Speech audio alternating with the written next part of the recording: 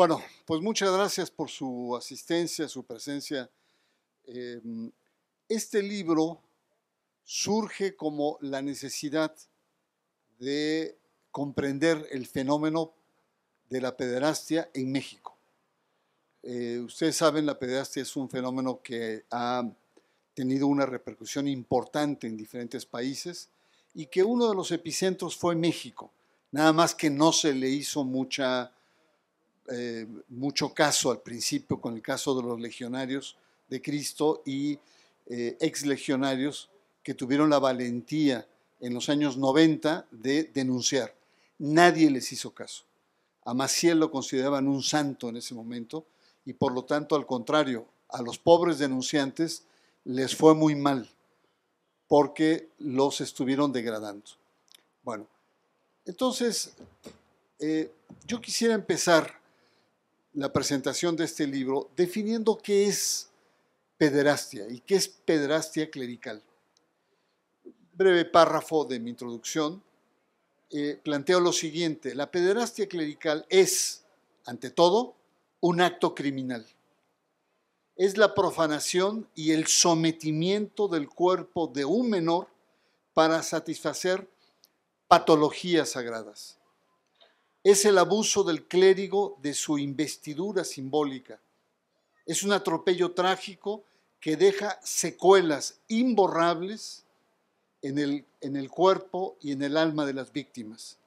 El depredador sagrado quebranta la confianza de la sociedad depositada en su representación social.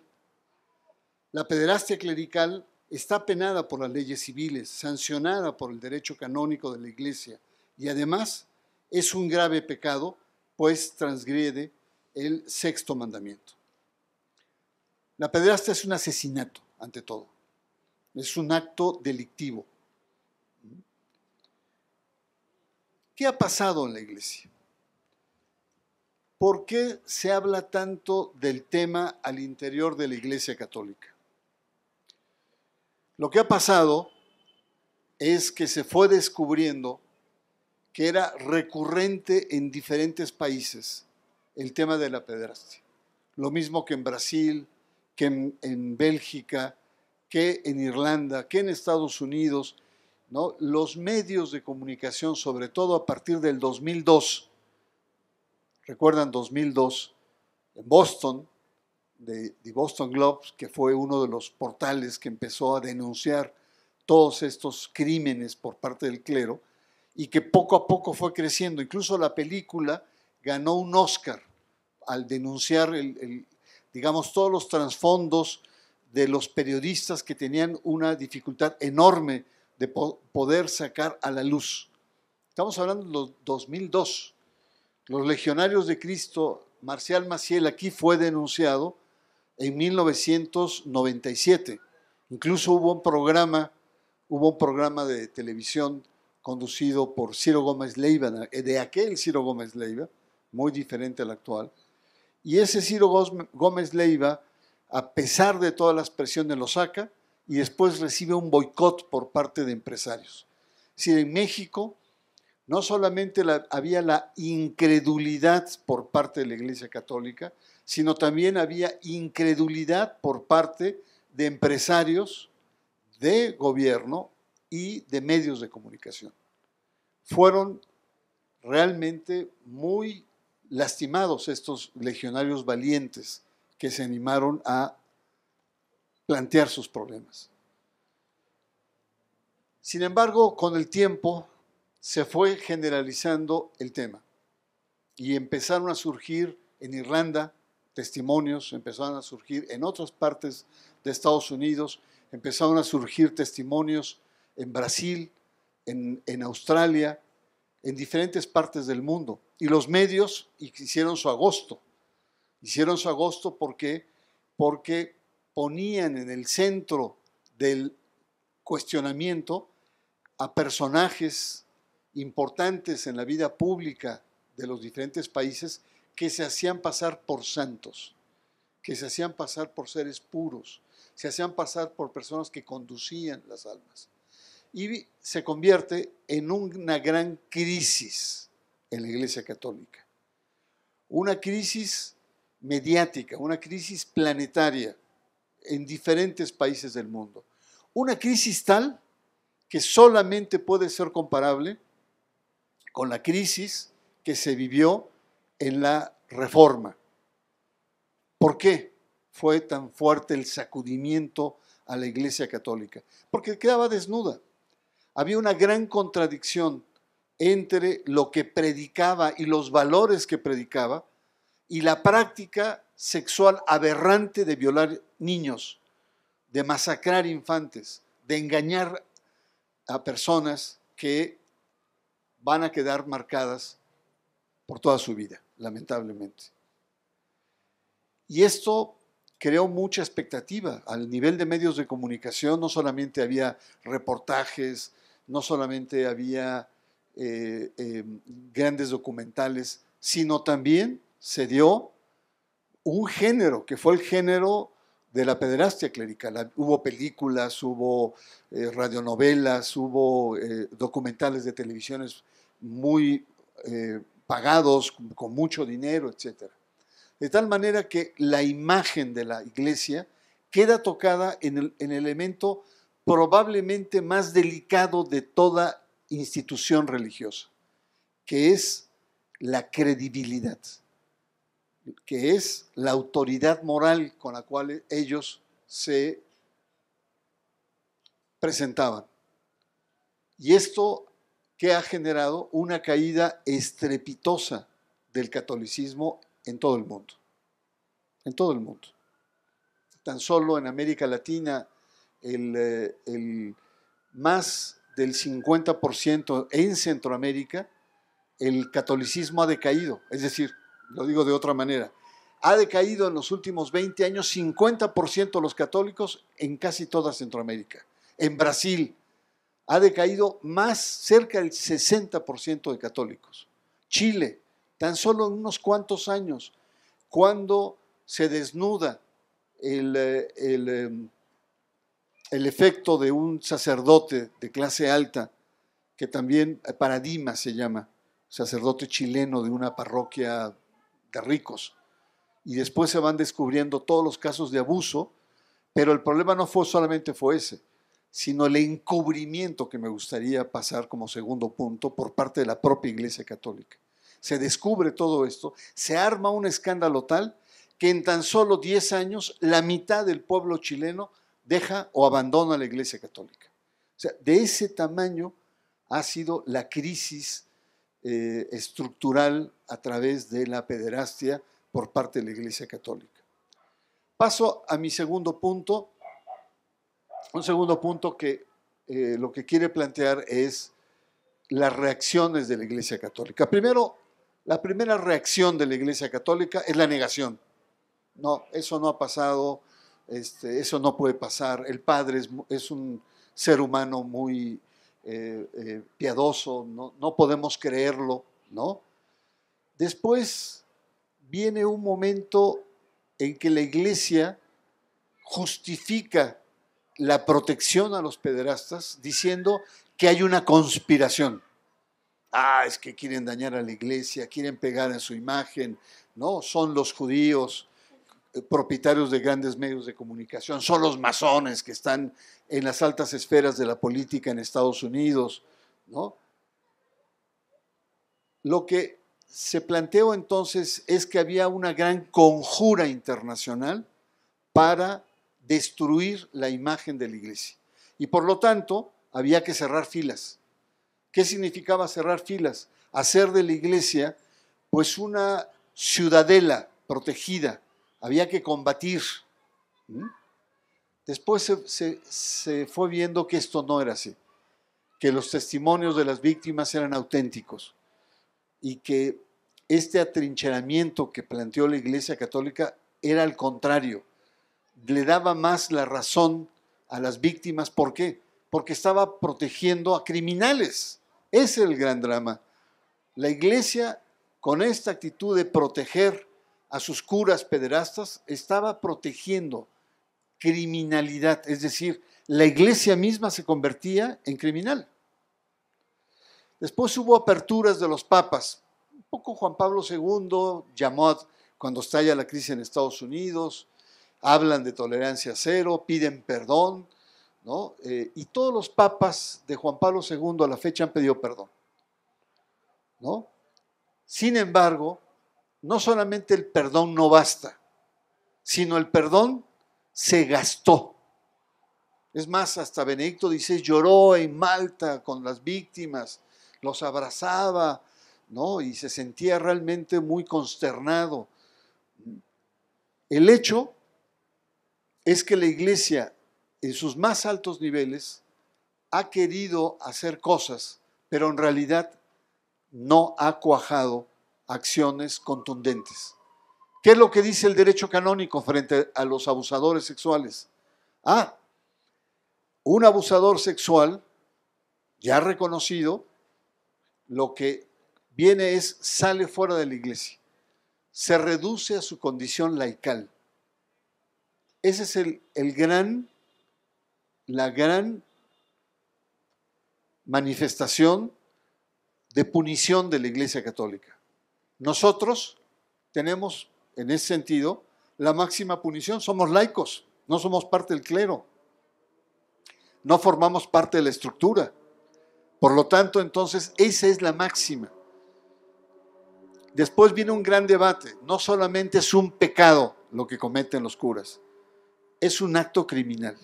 Es un acto que requiere la acción de la justicia. Y esto es un elemento también muy delicado. ¿Por qué? Si vemos el caso Marcial Maciel, Maciel era considerado un santo, un varón santo en la iglesia, que era protegido por los empresarios, era protegido por los medios de comunicación, era protegido por la propia Iglesia Católica, era protegido por las autoridades. Por lo tanto, entonces, el tema de la pederastia no solamente es un tema de un debate intraclerical. El tema de la pederastia nos corresponde a todos, a la capacidad de denuncia que podamos tener, de interpelación, de zarandear a estos santos varones. Paso a un tercer punto, que es sobre qué es el tema de la pederastia, qué implica la pederastia. La pederastia implica, ante todo, una cuestión de poder. ¿Qué significa la pederastia? Como el uso y el abuso del poder. Es el poder de uno, racional, adulto, mayor, sobre el no poder que es un niño, un infante. Y también tiene una dimensión teológica. Los curas, ¿no?, son portadores de almas, son conductores de almas y de espíritus. Y si son dueños de las almas de su feligresía, hay una rayita muy tenue, porque también se convierten en dueños de los cuerpos. De conducir la conciencia de la feligresía a conducir el comportamiento del cuerpo, que no es exclusivo de los curas. Lo podemos ver en los políticos, que se saben impunes igual que los curas, que no les van a hacer nada. Entonces tenemos políticos que efectivamente ejercen sobre el cuerpo no solamente de niños, sino también de mujeres y hasta de jóvenes. Y tenemos muchos casos en la vida. Hace poco hay un gran escándalo con Enrique Guzmán, este rockero, ¿no? Claro, aquí hay puro jovenazo. No creo que recuerden el nombre de Enrique Guzmán. Pero ya que yo soy adulto, ya entrado en años, fue un rockero de los años, ¿qué habrán sido? Los años fines de los 50 y 60. Mira, ahí hay uno que tiene cabecita blanca como yo, que sabe de lo que estoy hablando. Y aquí lo disimula porque no tiene cabello. Pero bueno, Enrique Guzmán acusado de abuso de su nieta. Pero podemos encontrar muchos ejemplos. Bill Clinton, por ejemplo. Nadie le dice nada. Yo sé que a algunos les puede, pero está Salgado Macedonio también, ¿no? Que tenía muchas acusaciones y la cosa quedó borrascosa, no sabemos qué pasó, pero el señor está ahí impune. Poder. es el uso del poder, es el cura que se siente dueño de la conciencia de una persona y también se siente dueño de su cuerpo. Esto es una de las grandes infamias que se ha tenido.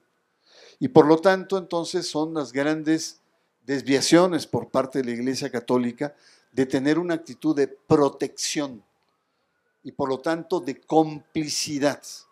Y aquí me quisiera detenerme en algunos ejemplos de cómo la Iglesia Católica en su conjunto, de manera absolutamente jerárquica, tiene responsabilidad sobre el tema. Hace 2 años salió un documento muy grueso que se llama el informe McCarrick. McCarrick es un cardenal norteamericano, un cardenal de Washington, Theodore McCarrick, que desde antes de ser cardenal fue evidenciado de abusos a seminaristas. Era muy amigo del Papa Juan Pablo II y McCarrick tenía una enorme virtud que para el Vaticano era muy importante. Era donador de dinero. Tenía un gran contacto con las élites políticas norteamericanas católicas, atraía dinero y lo enviaba al Vaticano. Por lo tanto, era un personaje intocable. Entonces le perdonaron, querían que fuera cardenal de Nueva York, que es la ciudad más importante en términos eclesiásticos. Le dijeron, no, que vaya a Washington. Bueno, siguió cometiendo hasta que algunos obispos lo denuncian. Le preguntan había pasado Benedicto XVI y ya era Papa Francisco. Y al Papa Francisco le preguntan y dicen, pues la verdad no sé del caso, no conozco el caso. Dice, ¿a poco, Santo Padre? ¿Cómo es posible que no conozca el caso si todo el mundo lo conoce? Pues no, no lo conozco. Le llovieron muchas críticas al Papa argentino y el Papa argentino va y desarrolla una investigación especial que son 600 páginas sobre el caso McCarrick. ¿Qué pasa sobre el caso McCarrick? Que el documento, lo que pone en evidencia ese documento, es que en todas las instancias eclesiásticas hay encubrimiento a las fechorías de este cardenal. Desde las propias víctimas seminaristas, desde las autoridades eclesiásticas de la arquidiócesis de Washington, hasta el Vaticano, incluso hasta los papas. El Papa Juan Pablo II no quiso creer, como en el caso Maciel, que era un abusador sexual. Y decía, son ataques contra la iglesia. A mí en Polonia nos atacaban mucho y teníamos que defendernos. Por lo tanto, no dio crédito a que este depredador tuviera su acomodo. Hasta que se comprueban, se documentan los casos, son cientos de víctimas a lo largo de una trayectoria de muchos años. ¿Y qué es lo que hacen? Pues le retiran el cardenalato, le retiran el episcopado, le retiran el sacerdocio y lo declaran un ciudadano común, laico, común y corriente. Pero ese caso pone en evidencia la complicidad del conjunto de la Iglesia Católica, desde niveles inferiores hasta el más alto nivel, que es el propio Papa y Pontífice. Voy terminando para poder tener un intercambio y no aburrirlos. Pero en el caso mexicano tenemos también Marcial Maciel, que me gustaría detenerme un pequeño momento con Marcial Maciel. Marcial Maciel, originario de Michoacán, de Cotija, un sacerdote que viene de una familia de hacendados y sus perfiles psicológicos muestran que Marcial Maciel, cuando era niño, era un poco afeminado y sus padres, sobre todo su padre, lo envía con los arrieros para que se hiciera más hombrecito. Dicen, sobre todo especialistas, Fernando González, que además de ser un historiador, es un psiquiatra que trabaja los temas, y él señala que muy probablemente ahí Marcial Maciel fue violado por trabajadores de la hacienda. Marcial Maciel entra en diferentes seminarios, pero siempre entra en conflictos. Y siempre el conflicto es los tocamientos, el acoso a compañeros en los seminarios. De 2 seminarios lo corren, hasta que llega finalmente a uno donde su tío le apoya. Tenía un tío que era obispo en Jalapa. Se hace cura y después él inmediatamente quiere fundar una propia orden religiosa. Y entonces convoca a niños del sector de donde él provenía, que eran las clases altas, y empieza a convocar a niños que posteriormente van a ser sus víctimas. Y parte a España y a Roma para darle un carácter internacional a su incipiente obra. Crece de manera importante porque Marcial Maciel, un hombre muy hábil con los negocios, en realidad él debió haber sido empresario, se sabía mover, sabía invertir, sacaba el dinero de un lado, iba al otro, sabía cómo comprar, cómo revender, etc. Y va amasando no solamente una fortuna, sino va creando una institución muy sólida a nivel internacional. La gran cuestión es que él empieza desde los inicios a abusar de los seminaristas. ¿Y cómo abusaba de ellos? Los seducía. Muchos niños no sabían bien, no tenían clara conciencia de lo que era el bien y el mal. El acto del abuso sexual no solamente es que llega con violencia, lo golpea o lo droga, hay casos por supuesto que es así, no. Es un acto de seducción, se hace imprescindible, se hace la persona fuerte, le da sentido a la vida del niño, y más cuando es un niño con problemas. Y después de ahí lo seduce sexualmente. Entonces abusó con ellos. Hubo varios que él escogía, los más bonitos, los que más le atraían, pero el último informe, que dicen que se quedó corto, está hablando de 70 niños violados, niños, por Marcial Maciel. Tenía una estrategia que decía que, bueno, pues tenía una enfermedad de incontinencia que tenía que ser acariciado en sus partes íntimas, ¿no? Entonces, cuando los niños eran citados a la enfermería, se miraban entre ellos como diciendo, ¡ay! Nos toca un momento lamentable, nos toca un momento trágico en nuestra vida, que ya lo hemos vivido y quiere mon père, como le decían, repetirlo.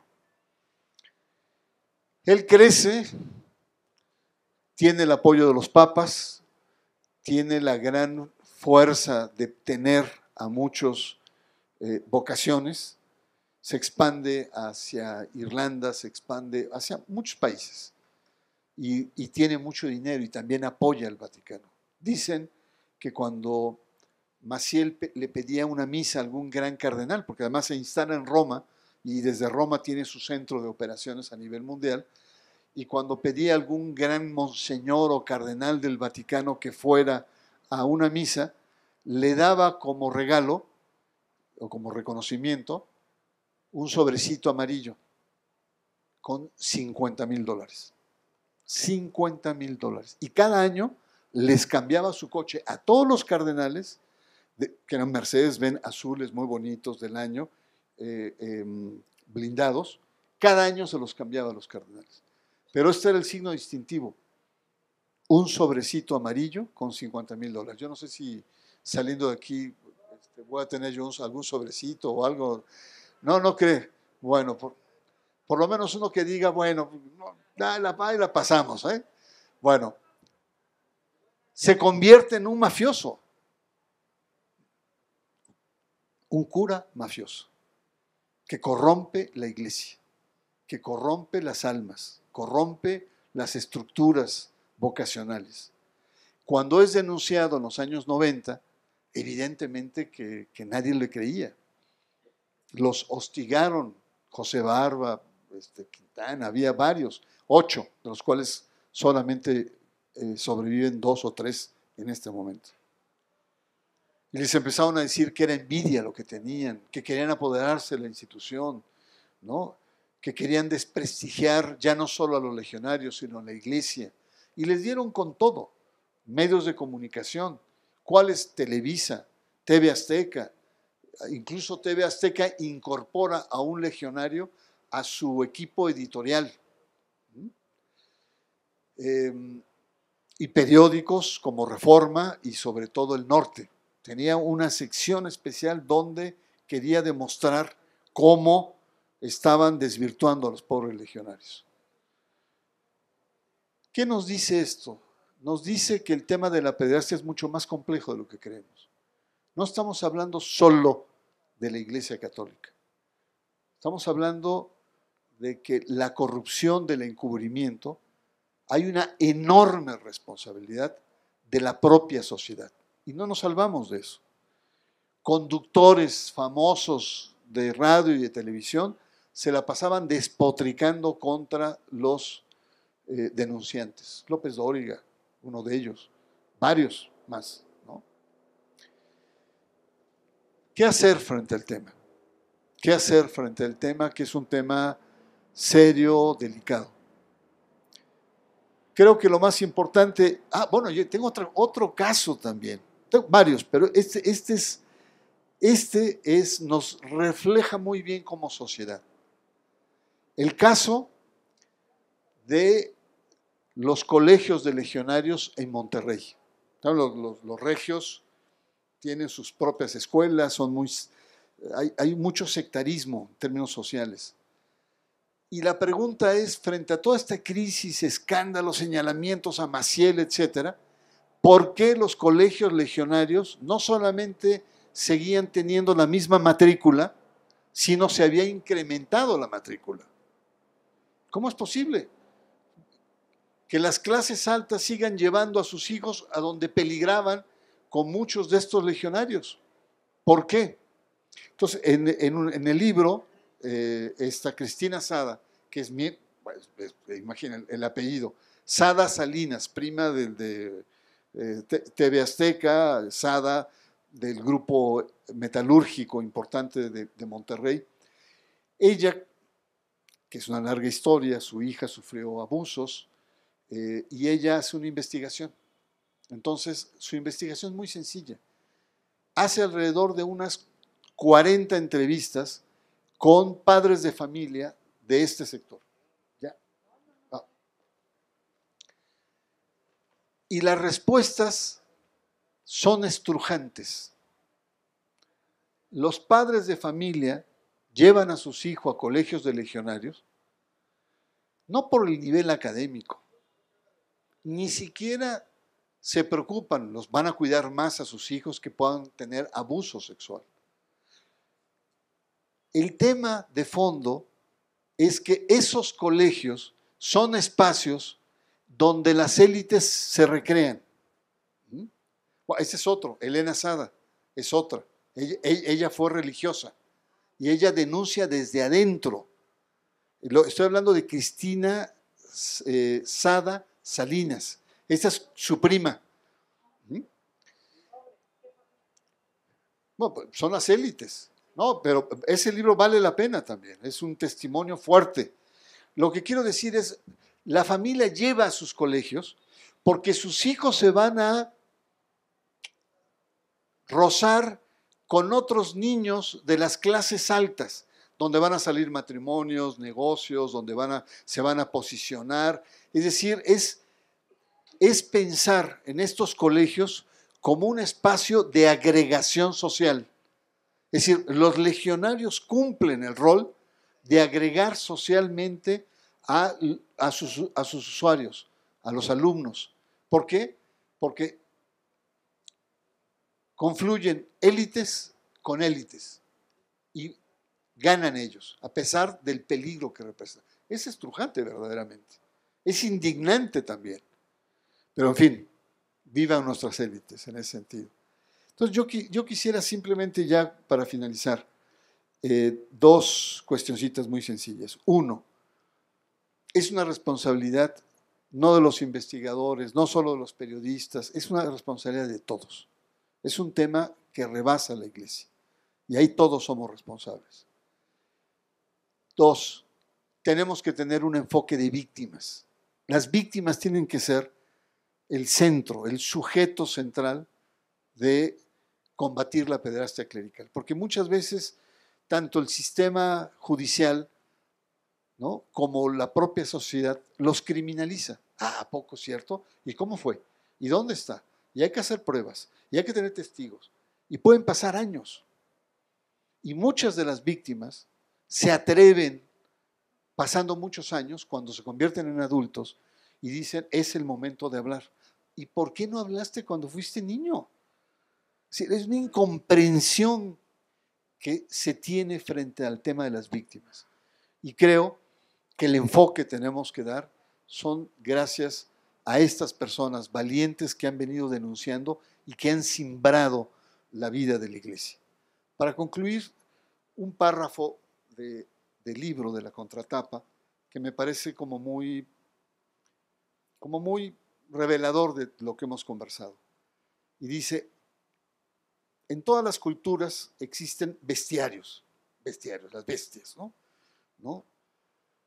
Existen bestiarios en sus mitologías. En la cultura contemporánea, el depredador sagrado es la bestia con sotana. Es el maligno que se arropa y disfraza con símbolos de santidad. Un ser infausto que seduce y violenta sexualmente a víctimas con el rostro y el ropaje de un ángel. La psiquiatría moderna y las ciencias de la conducta definen esta acción como el abuso sexual de un menor, que es igual a un asesinato psicológico. Muchas gracias.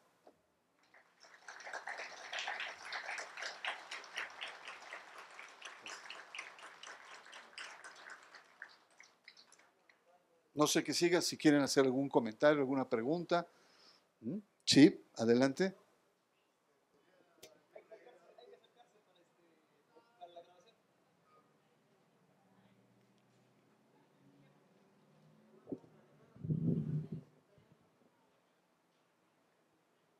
Buenas tardes. En todos los gobiernos del mundo existe el poder ejecutivo, que es la Iglesia Católica. Luego le sigue el legislativo, que es el ejército. Y luego le sigue la policía, que es cuatro mafias con los medios de comunicación. El poder ejecutivo crea partidos políticos para dividir el pensamiento, porque de esa manera evita que se una el pensamiento y nazcan hombres capaces de crear un nuevo orden social sin explotación. De esa manera evitan ellos el poder ejecutivo. Entonces, por eso decía que empresarios, banqueros, unidos y todo eso, pues es la verdadera mafia, como dicen, son las bestias. Son las bestias, pero ese es parte del capitalismo. El capitalismo es sobajación, humillación, drogadicción, asesinatos, robos, policía, porque la policía no compone a nadie, al contrario, se vive, si agarran a alguien mal parado, pues lo extorsionan, ¿no? Bueno, pero voy a leer, dice, despierta campesino y obrero. Los líderes religiosos son los verdugos de la humanidad. Sus dioses inventados volvieron altamente riquísimos. Mezquitas, templos, iglesia católica son el centro del capitalismo. Estos sacerdotes son los verdaderos verdugos del hombre y con su dogma domesticar a la humanidad, ellos cometieron los más crueles torturas y las más terribles muertes, valiéndose de las cruzadas y la Inquisición, imposición de la cruz y la Virgen. Dice, yo sin Dios soy más íntegro, Dios sin mí no es nada. Y luego, domesticaron a la humanidad, hicieron de la religión un jugoso negocio y nos hicieron esclavos de sus empresas, negocios, bancos, casas de préstamo y de sus abonos hasta chiquitos. Aquí esclavos todos sí. Y luego los líderes religiosos son el poder ejecutivo de los países y su dinero lo protegen con el ejército y la policía. Son el brazo represivo contra el pueblo trabajador.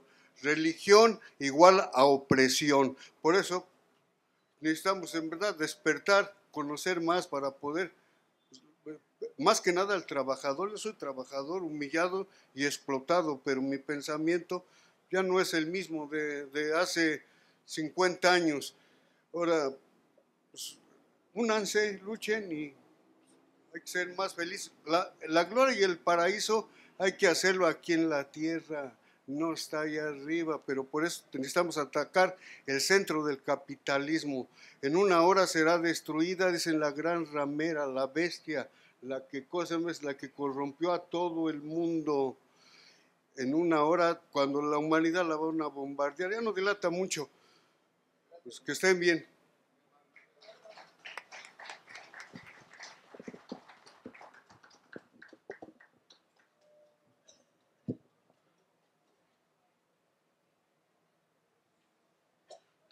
Sí, de antemano, muy buenas noches, tengan sus buenas personas. Gracias, maestro, por permitirme expresarme delante de usted. En sí, yo cuando fui niño, precisamente me mandaban a la doctrina y el padre una vez me quiso agarrar, que le doy una patada en la espinilla.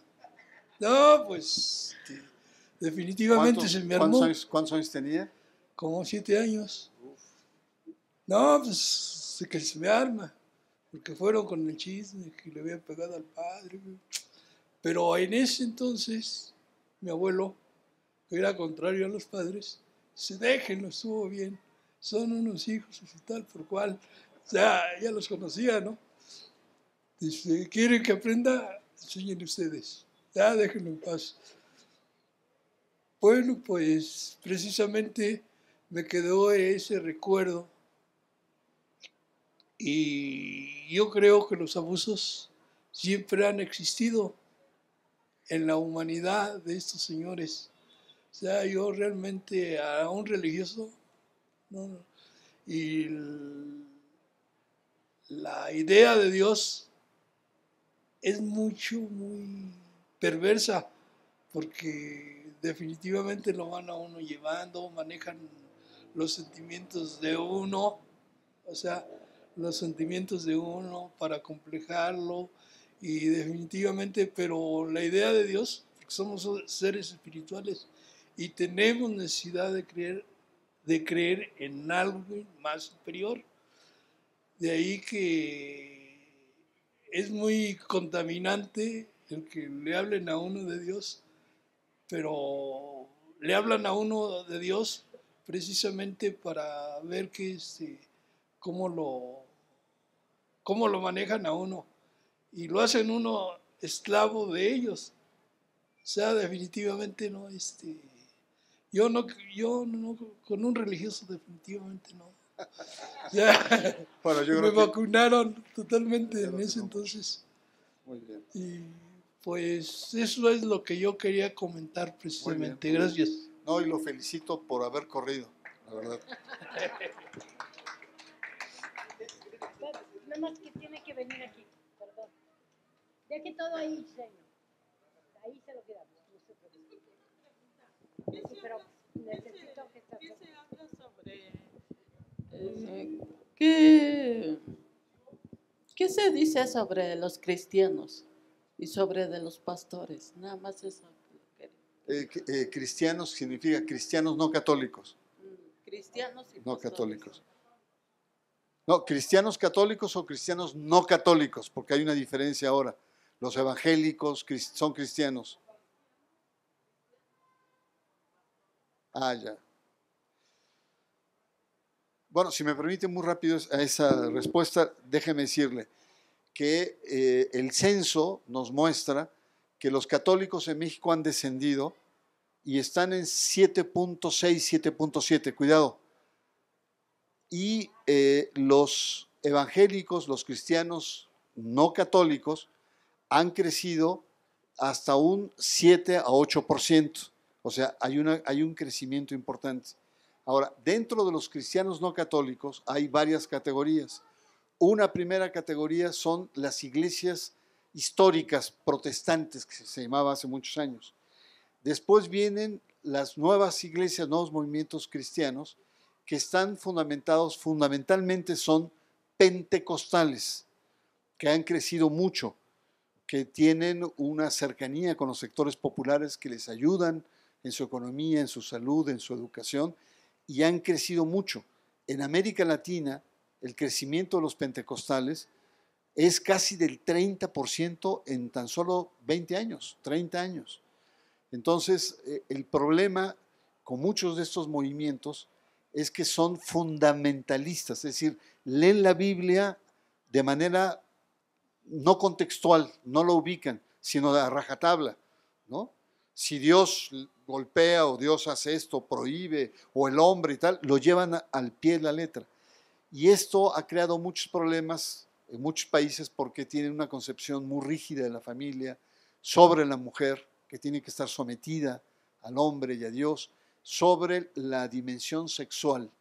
Y entonces, sí, hay un crecimiento, lo cual nos plantea una mayor diversidad y pluralidad, pero hay que tener cuidado también y sobre todo aquí apuntalar lo que se llama el Estado laico, que protege, que apoya la libertad religiosa, pero también acota con ciertas fronteras que son rebasadas en detrimento, digamos, de una cultura, ¿no? O sea, sería como una, disculpe, una supersíntesis de lo que yo imagino usted quería conocer.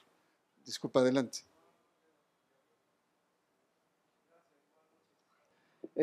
Buenas noches a todos. Mi pregunta sería, nos pone usted lo que es el libro Depredadores Sagrados, nos da un concepto de lo que es la pederastia. Nos comenta usted también, nos pone ejemplos sobre lo que es la pederastia. Mi interrogante sería, ¿qué pasa con las sanciones hacia esas personas? Cuando usted nos menciona el nombre del libro y dice Depredadores Sagrados, pensé que iba a hablar sobre políticos, pero no. Bueno, no ¿En hay serio? mucha diferencia tampoco, ¿eh? Sí, pero se basan en religión, en otras situaciones, otra cosa, ¿no? Sí, Estoy claro. en desacuerdo a lo mejor en base al concepto de que se tome como un asesinato a una violación. Sin embargo, es un punto de vista muy particular, pero ¿qué pasa con esas sanciones hacia esas gentes? ¿Qué es lo que ha sucedido realmente? Porque eso también es muy oculto. No sabemos nada al respecto. Gracias. No, usted es una buena pregunta. El tema de fondo ahí es la impunidad con la que los políticos y los religiosos experimentan. Es decir, son intocables hasta ahora. Son raros los casos, porque son o muy evidentes. Está el caso, hay un padre Silvestre en Oaxaca, que ese padre lo que hacía era emborrachaba a los niños, ¿no? En sus rancherías, tal, y los violaba. Entonces se hablaba de más de 30, 40 niños. Y entonces se les van encima otros curas, lo denuncian otros curas, va al Ministerio Público y el Ministerio Público es una verdadera, ¿cómo decir?, viacrucis para las víctimas. Primero, las víctimas no hablaban español, entonces tenían que tener traducciones, tenían que reconstruir las escenas, tenían que pasar por peritajes físicos, ¿no? Finalmente cayó en manos de una fiscal muy dura, que intervino de manera muy decisiva, una fiscal feminista en Oaxaca, y logró una sentencia, pero logró a pesar de estaba en contra el Vaticano, estaba en contra el propio arzobispo Bello en aquel entonces, que hizo todo lo posible por sabotear el proceso. Entonces, cuando está el tema de qué hacer con ellos, hay leyes, y además las leyes hay un tema central que es la prescripción. La prescripción significa que pasado un tiempo ya no hay delito, porque no hubo denuncia. Entonces, el tema acá tiene que haber reformas legislativas para que alarguen el tiempo, ¿no? Y pueda, primero, que las víctimas tengan más certeza en denunciar, sean protegidas y que realmente haya justicia contra estos criminales. Sí, claro. Sin embargo, las reformas hubo ya en el sistema penal mexicano. Al tradicional fue en el 2002, 18 de junio del 2002. Los delitos que sucedieron fueron a partir del 2002, de pederastia como tal. Sin embargo, cuando hubo estas reformas en todo México que están aplicando ya, no hay tales sanciones. a esas personas, ¿no? También se comenta que el clérigo fue el que modificó u ordenó hacer esas reformas para que no fueran sancionados. Es algo que también, digo, a base de investigaciones, es lo que se ha resuelto. Sí. Sin embargo, no ha habido nada en contra de esas gentes, se han quedado impunes todos esos delitos. Al cardenal, antes de salir, cardenal Norberto Rivera, en una comida con periodistas, le preguntaron, Uh-huh. y dije, no, sí, yo he denunciado a más de 20 Ujú. sacerdotes a Roma. Dije, bueno, está bien que los denuncie a Roma, me parece correcto, Sí. pero frente a la justicia mexicana, no, eso yo no me meto. Eso más víctimas es una cuestión de las víctimas. Es decir, tenemos un sistema penal judicial torcido Sí, exacto. que no ve por las víctimas, Claro. ¿no? Ve por los victimarios, y eso hay que enfrentarlo. Sí, claro que sí. Gracias. Gracias. Pues buenas noches a todos y a todas, bueno, todas y todos, los demás no.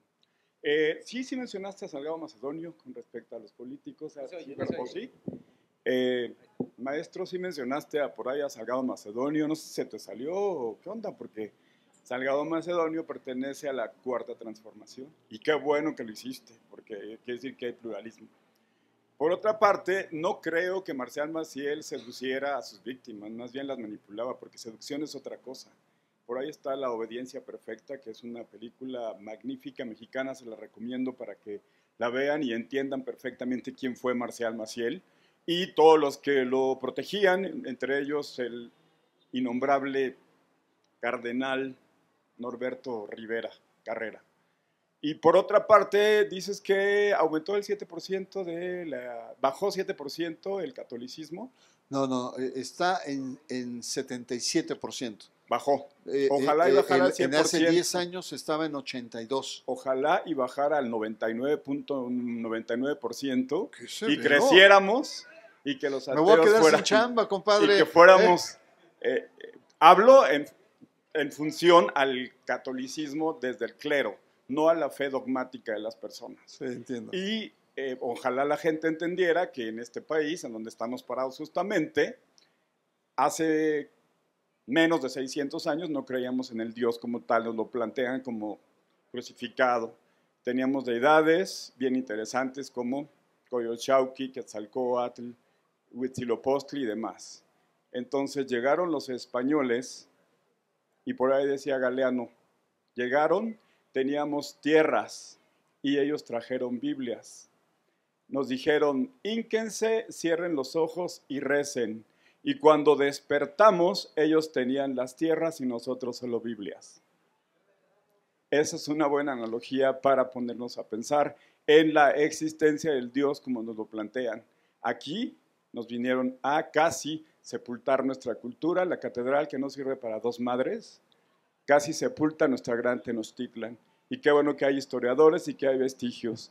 Lo peor que trajeron los españoles a este gran país, a este gran continente, fueron las enfermedades venéreas, la rata y lo peor de todo, el catolicismo, su religión.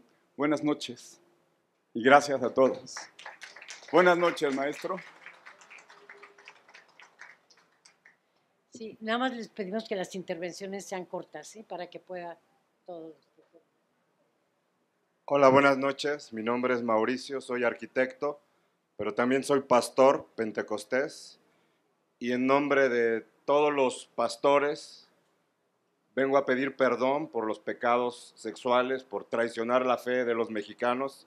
En nombre de todos los clérigos de México, vengo a pedir perdón porque hemos dañado la conciencia y mucha gente por eso no cree en Dios. Y yo que conozco a Dios les puedo asegurar que Él es espíritu y que Él no está de acuerdo con todo lo que se denuncia en el libro. Él es justicia y todos esos clérigos que han hecho porquerías no se la van a acabar en el juicio eterno. Son los primeritos a los que Dios va a juzgar, está escrito también. Porque Dios dice que no tomará por inocente al injusto. Entonces, confiemos en que hay una justicia divina, va a haber un juicio y todos los que se supone que deberíamos ser representantes de Dios y no lo hacemos valientemente con el ejemplo y con convicciones, hemos traicionado no solo a nuestra patria, sino también a la patria celestial y a la fe, y eso no se va a quedar impune, porque las cosas sí se quedan impunes aquí en la tierra, pero en los cielos nada se queda impune, solo que todo tiene su tiempo. Nuevamente, pido perdón en nombre de todos ellos porque no estamos representando lo que tenemos que representar y no todos estamos haciendo lo que tenemos que hacer. Que Dios los bendiga a todos, éxito a tu libro y feliz Navidad a todos. Bueno, un último comentario ya para cerrar, y agradezco mucho su intervención. Un poco tarde ya, lamentablemente, porque ya tenemos que cerrar. El tema que queda de fondo es el tema de la relación de la sexualidad. Miren, en otras religiones orientales, la sexualidad es un don de Dios, es un privilegio, es un regalo que nos dan. En cambio, en la historia del cristianismo, la sexualidad ha sido vista como un pecado de la carne, como una debilidad. Y creo que en el fondo está eso. Es decir, lo que las iglesias cristianas deberían es trabajar a fondo el tema del vínculo de la sexualidad. Porque hay tantas prohibiciones, está tan, digamos, pecamizado la sexualidad, que vienen estas oleadas que, como alguno de ustedes dijo, no son nuevas, están presentes en la historia de la iglesia. Pero precisamente para evitar, tiene que haber una apertura hacia el mundo de la sexualidad. ¿Y por qué no permitir que los sacerdotes se casen, que tengan pareja, que vivan una vida normal como cualquier otro? Pervertidos hay en todas partes, seguramente hay en muchas iglesias protestantes también, hay incluso casados que también son pederastas. O sea, no es exclusivo, ¿no? Pero que haya una mayor libertad. La iglesia, sobre todo la iglesia católica, sigue concebiendo la sexualidad como un pecado y lo sigue sepultando. Mientras esto no se trabaje y no fluya y no se abra, vamos a seguir teniendo este tipo de aberraciones. Y ojalá algún día esto cambie. Pues muchas gracias por su atención. Un abrazo muy grande para todos. Feliz Navidad.